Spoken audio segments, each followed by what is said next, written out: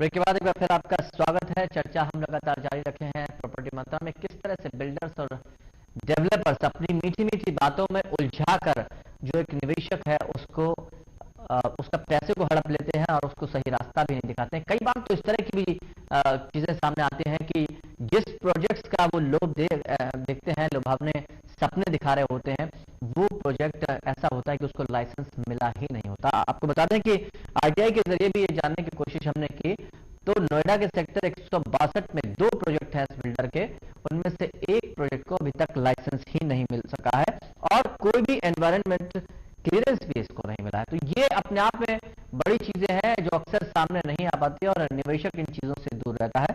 के एन रावल साहब भी हमारे साथ इस वक्त जुड़े हुए हैं, क्रिमिनल लॉयर जो है हाईकोर्ट के, दिल्ली हाईकोर्ट के, और साथ ही Rajiv Yadav advocate supreme court के हमारे साथ जुड़े हैं। रविंद्र हमारे साहब जिन्होंने इस पूरे ऑपरेशन को अंजाम दिया वो भी हमारे साथ जुड़े हुए हैं। रावल साहब, हम आपसे जानना चाहेंगे कि जिस तरह की बातें आरटीआई के जरिए सामने आई हैं इस बिल्डर को लेकर कि एनवायरमेंट क्लियरेंस भी इसको नहीं मिला है और 2 में से एक प्रोजेक्ट ऐसा है जिसको लाइसेंस भी नहीं मिला है, इस केस में क्या किया जा सकता है और लोग किस तरह का कदम उठा सकते हैं? देखिए, इसमें अगर पुलिस कंप्लेंट करे तो बिल्डर के खिलाफ केस भी रजिस्टर हो सकता है और कंज्यूमर फॉर्म में भी आ सकते हैं अपने पैसा अपने रिफंड के लिए।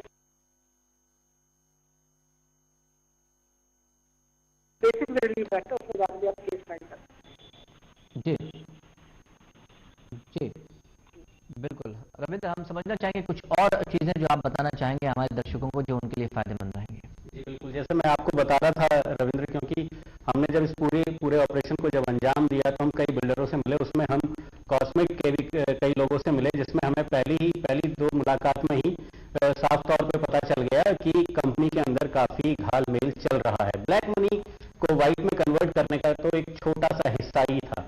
जब हम आरटीआई के माध्यम से गए तो पता चला कि सेक्टर 152 नोएडा में इनके प्रोजेक्ट को क्लियरेंस ही नहीं मिला है और इन्वायरमेंट क्लियरेंस भी नहीं मिला है। और आप अंदाजा लगा सकते हैं कि उस प्रोजेक्ट पर ये मार्केट से लगातार पैसा उठा रहे हैं, लोगों का पैसा ले रहे हैं। इसके अलावा लोगों को सपने दिखा रहे हैं।